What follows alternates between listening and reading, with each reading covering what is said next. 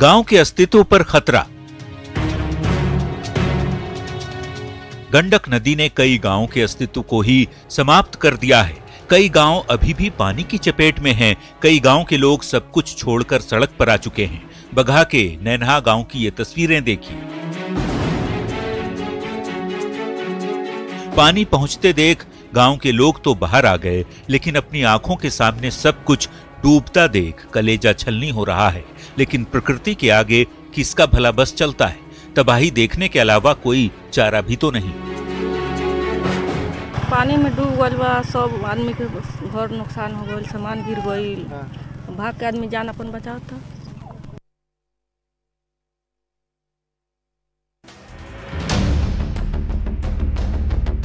मुसीबत में मुसहरनी गांव के लोग।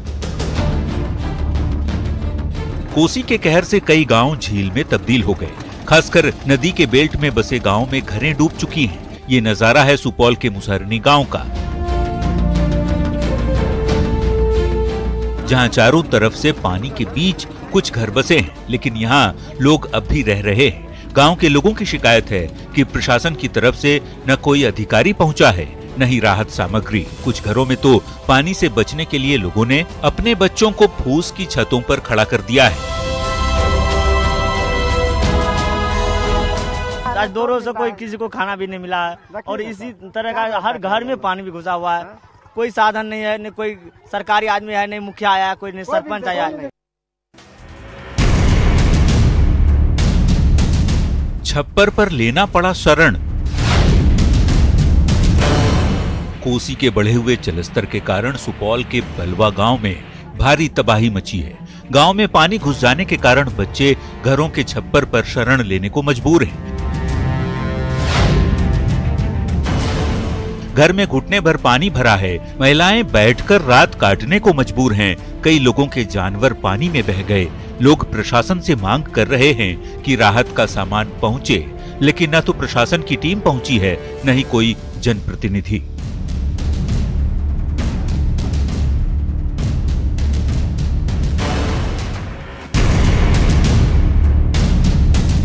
बाढ़ से बेबसी और दर्द की कहानी। अमूमन हम रात में घरों में कैद हो जाते हैं, लेकिन सड़क के किनारे लेटे इन लोगों की किस्मत में नींद कहां। गंडक नदी के कहर से कराह रहे ये बदनसीब करें भी तो क्या करें। गांव में पानी भर गया है, ऐसे में सड़क पर ही आशियाना बना डाला। जी हाँ, ये बगहा के भेड़ियारी गांव के लोग हैं। मच्छर का प्रकोप है, सो धुएं के लिए कुछ लकड़ियां जला दी। सांप और बिच्छू से बचने के लिए कुछ युवक रात भर पहरा देते रहते हैं। हाथों में लाठी और टॉर्च लिए रात भर सड़कों पर निगरानी नियति सी बन गई है। ये सिलसिला कब तक चलेगा, पानी कब उतरेगा, ये सिर्फ भगवान को ही पता है। लेकिन तब तक जिंदगी यूं ही काटनी होगी।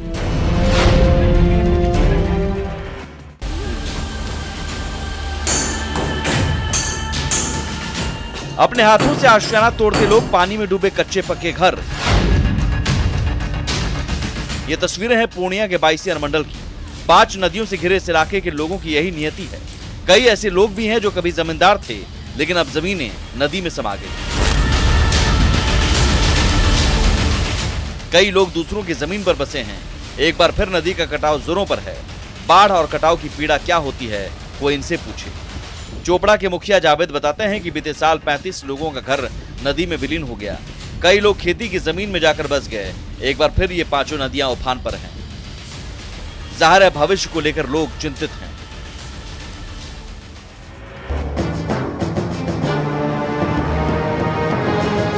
अधवारा समूह की नदियां कहर बरपा रही हैं, जिसका सबसे ज्यादा खामियाजा गांव के गरीबों को उठाना पड़ रहा है। रक्सौल के सुगौली के कई गांवों में बाढ़ का पानी घुस गया है। ऐसे में लोग गांव से निकलकर ऊंचे स्थानों पर पहुंच रहे हैं, लेकिन प्रशासनिक दावों को मुंह चिढ़ाते इन तस्वीरों को देखिए। सुगौली NH 28 पर सैकड़ों परिवारों ने तंबू गाड़ लिया है। जैसे तैसे गांव से बाहर आए इन लोगों के पास न तो खाने का अनाज है और न ही रहने की कोई जगह है। मरता क्या न करता। जब तक कोई व्यवस्था न हो, जब तक कोई इंतजाम न हो, सड़क ही सहारा है। पूरे आदमी, कुछ लोग उसमें से बचे हुए हैं, अंदर में फंसे हुए हैं, बाकी सब लोग रोड पर हाईवे में चले आए हैं। हाँ, 120 आदमी के में 120 आदमी का परिवार है जी।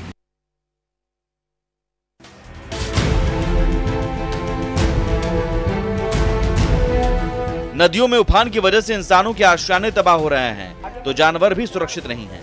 नेपाल से सटे इलाकों में लगातार बारिश हो रही है, जिसकी वजह से वाल्मीकि नगर टाइगर रिजर्व के जंगलों में बाढ़ का पानी घुस गया है। कई दिनों से जंगल से हिरण निकलकर गांव की ओर आ रहे हैं। वन विभाग और ग्रामीणों के सहयोग से 74 हिरणों को अभी तक विभिन्न जगहों से बरामद किया गया है। वन जीवों के प्रति लोगों की सहानुभूति ऐसी है कि हिरण देखते ही वन विभाग को इसकी सूचना दे रहे हैं। हालांकि घायल होने के बाद 9 हिरणों की मौत हो चुकी है। विभाग हर संभव कोशिश में लगा है कि आपदा के समय इन हिरणों को बचाया जा सके।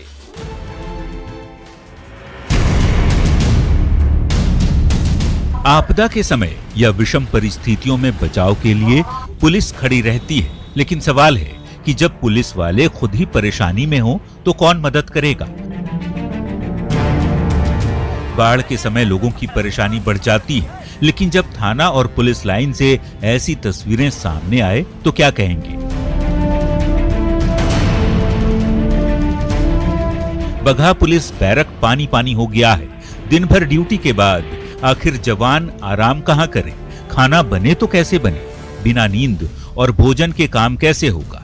तो किसी तरह जुगाड़ किया जा रहा है, लेकिन सवाल है कि कब तक। तो 2 दिन से मेस हम लोग का बंद था, लेकिन आज किसी तरह हम लोग अपने स्तर से मेस को फिर शुरू किए हैं, क्योंकि खाना कर्तव्य का निर्वहन का पालन भी करना है। बहुत विकट स्थिति है हम लोगों को।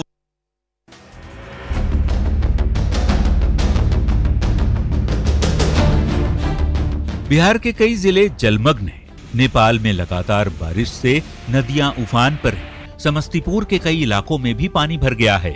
लोगों को इस समस्या से निजात दिलाने का काम जल संसाधन विभाग के जिम्मे है, लेकिन विभाग खुद ही जल भराव का सामना कर रहा है। जरा इन तस्वीरों को देखिए। पहली नजर में झील का आभास होता है। गेट के पास नदी जैसी धार से पानी बह रहा है।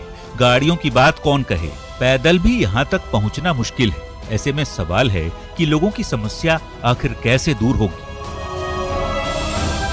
बारिश का पानी पूरे कैंपस में भरा हुआ है। अच्छा, कल से पूरे एकदम बाहर का पानी ही है ज़्यादा, और बाहर का पानी है। और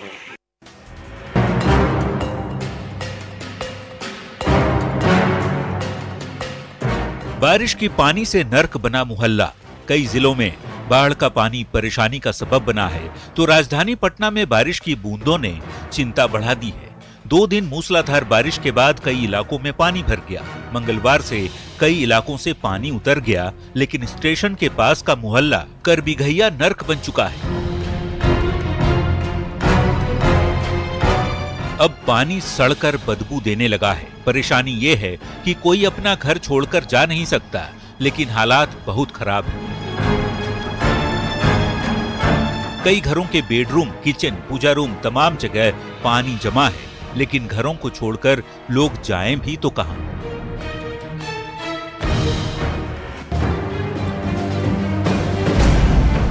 कोरोना काल में बढ़ी परेशानी ये है जहानाबाद सदर अस्पताल। गांव और गरीब लोगों के लिए बीमार होने पर यही एक सहारा है, लेकिन अस्पताल में 1 दर्जन कर्मचारी कोरोना पॉजिटिव हो गए, जिसके बाद लोग यहां जाने से बच रहे हैं।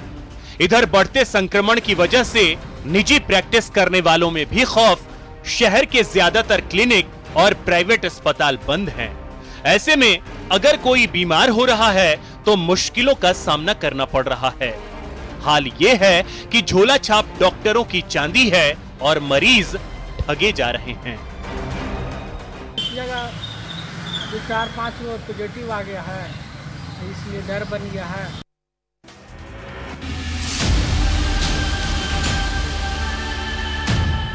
कोरोना ने छीन लिया बचपन।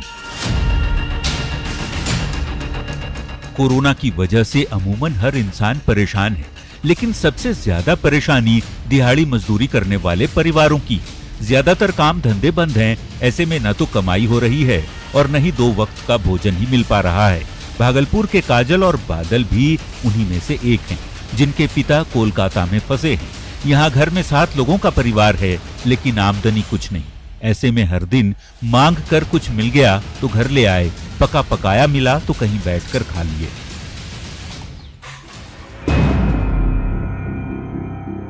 इन मजदूरों को देखिए, कोरोना बंदी के दौरान काम छिन गया तो घर लौट आए, लेकिन घर आने के कुछ ही दिन बाद बाढ़ ने सब कुछ तबाह कर दिया। अब घर में दाना पानी नहीं है तो फिर क्या करें? एक बार फिर से ये मजदूर झुंड के झुंड दूसरे शहरों के लिए निकल रहे हैं।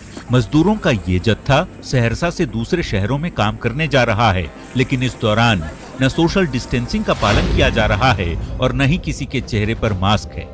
सवाल है कि 31 जुलाई तक लॉकडाउन है, फिर गाड़ियों में भरकर ये कैसे जा रहे हैं? संक्रमण इतना फैल रहा है तो इनको कोई समझा क्यों नहीं रहा? क्यों यहाँ पर काम नहीं मिलता? यहाँ पर काम नहीं मिलता, हम लोग का पानी है, खाएंगे कैसे? कौन सी खाएंगे हम लोग? तो सरकार तो कहती है कि अभी कौन दिया सरकार? हम लोग का राशन भी नहीं दे रहा सरकार, कौन सी खाएंगे हम लोग?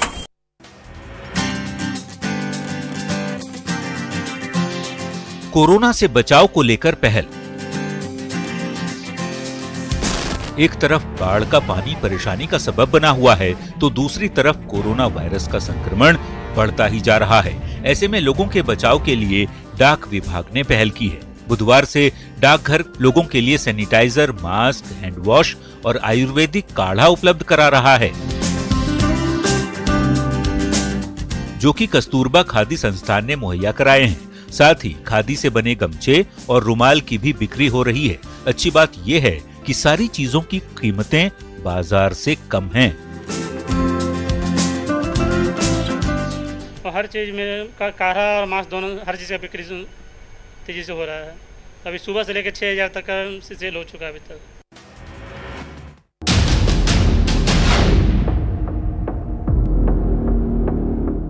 शराबबंदी में शराब पार्टी, हाथों से चेहरा छिपाते नेताजी को देखिए। अब जरा टेबल पर अपनी नजर दौड़ाइए। मुर्गा भात के साथ ही शराब परोसी जा रही है। कटिहार का ये वीडियो सोशल मीडिया पर वायरल हो रहा है। वीडियो में नजर आ रहा शख्स सत्ताधारी दल से जुड़ा है। फिलहाल किस पद पर है लोगों को पता नहीं, भले ही शख्स नेता हो या फिर आम आदमी। जाहिर है वीडियो सामने आने के साथ ही सियासत शुरू हो गई है। स्थानीय नेता आमने सामने हैं। हालांकि जेडीयू के जिला अध्यक्ष ने आरोपों को सिरे से खारिज किया है। हम लोग नीतीश जी का सिपाही हैं, इससे हम लोग कोसों दूर रहते हैं। रही बात आरोप लगाने का, तो राष्ट्रीय जनता दल और कांग्रेस इस सब के पास तो कोई विकल्प बचा नहीं है।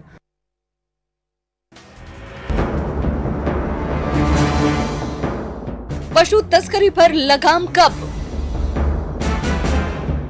पाकुड़ से बंगाल जाने वाले रास्ते में मवेशियों की तरह जत्था आम है।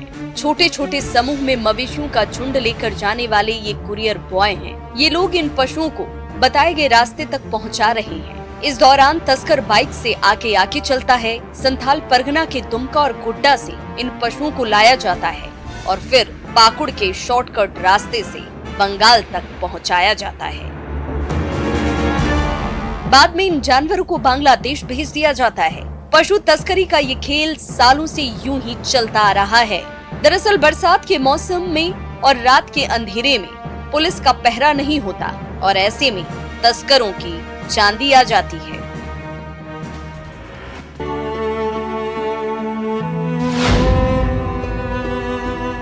मुफलिसी में माउंटेन मैन का परिवार।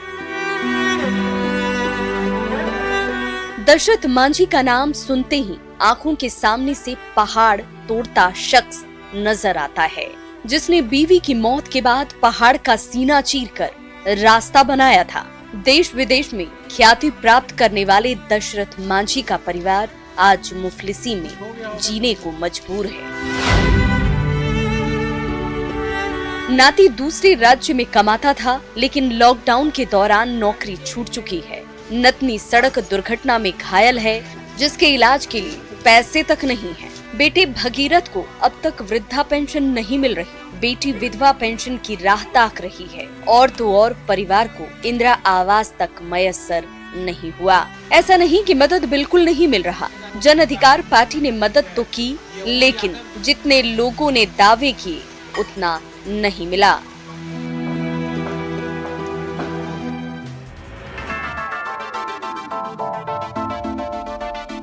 पूर्णिया में ड्रैगन की खेती।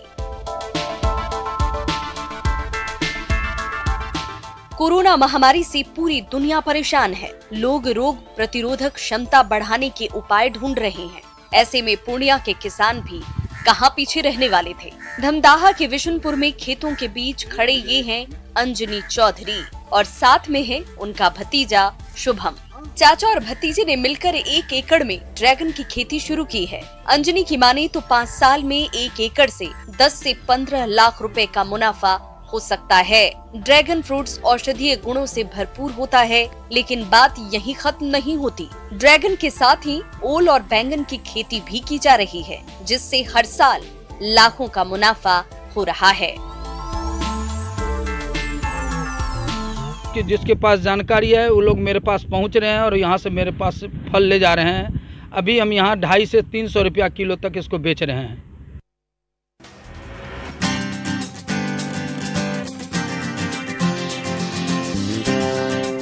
लॉकडाउन में मजदूर की चमकी किस्मत। कहते हैं जिस पर पड़ जाए शिव की छाया, पल भर में बदल जाएगी उसकी काया।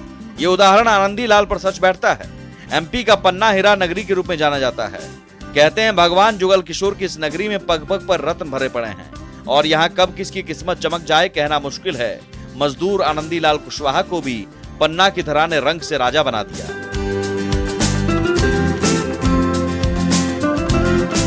दरअसल रानीपुर की उथली हीरा खदान में काम करते हुए आनंदी को 10.69 कैरेट का बेशकीमती हीरा मिला, जिसे लेकर वो अपने साथियों के साथ हीरा कार्यालय पहुंचा। हीरे की कीमत 40 लाख रुपए तक बताई जा रही है।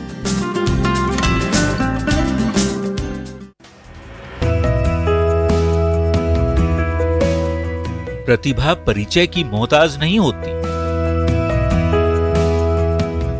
दिल में लगन हो तो इंसान अपना मुकाम हासिल कर ही लेता है। मेहनत और जज्बे की बदौलत कुछ ऐसी ही कहानी दोहराई है अंकित ने। सरायकेला के छोटे से कस्बे कांड्रा के रहने वाले अंकित ने 12वीं में 72% अंक हासिल किए हैं, लेकिन इनकी उपलब्धि इससे बड़ी है। कंप्यूटर को लेकर दिलचस्पी की वजह से अंकित को अमेरिका में रिसर्च का अवसर मिला है। जी, यूनिवर्सिटी ऑफ शिकागो ने बीटेक के लिए ऑफर लेटर इन्हें भेजा है। साथ ही $10,000 स्कॉलरशिप की राशि भी भेजी है। इस उपलब्धि से अंकित और उसके परिवार वाले काफी खुश हैं। ये सब मेरे को पहले से ही बहुत पसंद था, कंप्यूटर से रिलेटेड। तो ये सब भी शो किए तो मेरे को ये सब से फायदा हुआ। जो हम एप्लीकेशन ये सब बेसिस पे मेरे को कंसीडर किया गया। प्रतिभा को सम्मान, चेहरे पर खुशी और हाथ में मिठाई का डब्बा। ये छात्र अपने अपने स्कूलों के टॉपर हैं। जी हां, मैट्रिक की परीक्षा में पूर्वी सिंहभूम के इन छात्रों ने सफलता पाई है।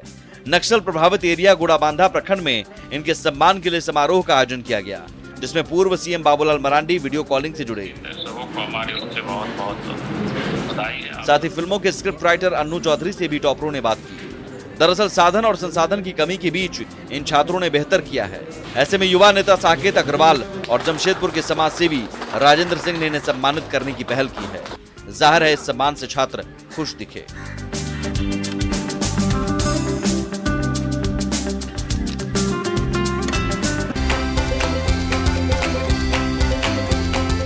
राखी को लेकर डाक विभाग की पहल।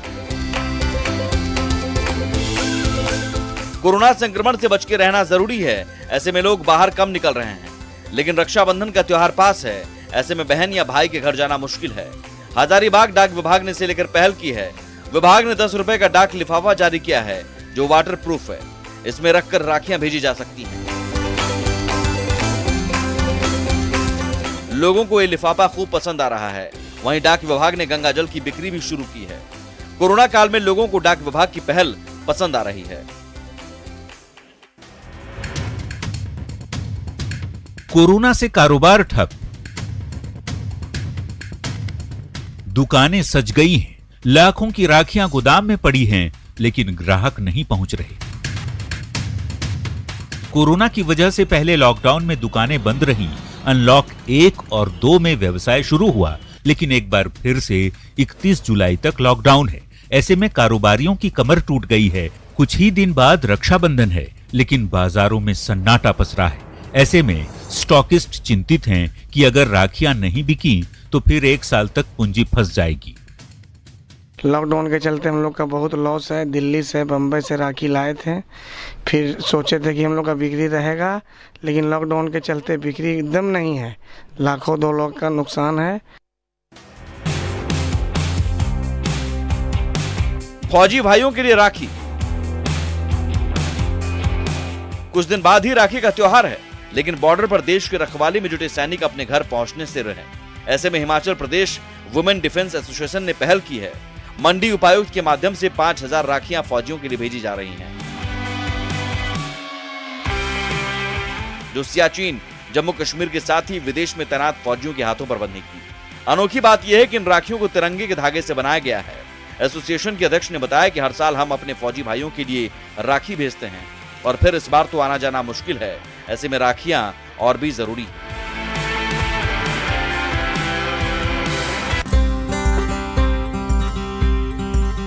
नागपुर से चीन को टक्कर, चौंक गए ना? तो जान लीजिए, सावन के महीने में वातावरण भक्तिमय हो जाता है। महीने भर पूजा अनुष्ठान होते हैं, लेकिन इस महीने के अंत में आने वाला राखी का त्योहार खास महत्व रखता है। हर साल राखी के समय बाजार चीनी राखियों से भर जाते थे, लेकिन इस बार नागपुर की राखियां बाजार में जगह बना रही हैं। जी हां, अकुशल कारीगरों के द्वारा गाय के गोबर और पेड़ की सूखी पत्तियों के पाउडर से गोंद और पौधों के बीज मिलाकर राखियां बनाई जा रही हैं। अलग अलग साइज और शेप में बने गोबर की चिप को रंग कर आकर्षक रूप दिया जा रहा है। जाहिर है आने वाले सालों में पूरे देश में इसका निर्माण होगा और फिर चीन की राखियां मार्केट से गायब हो जाएंगी।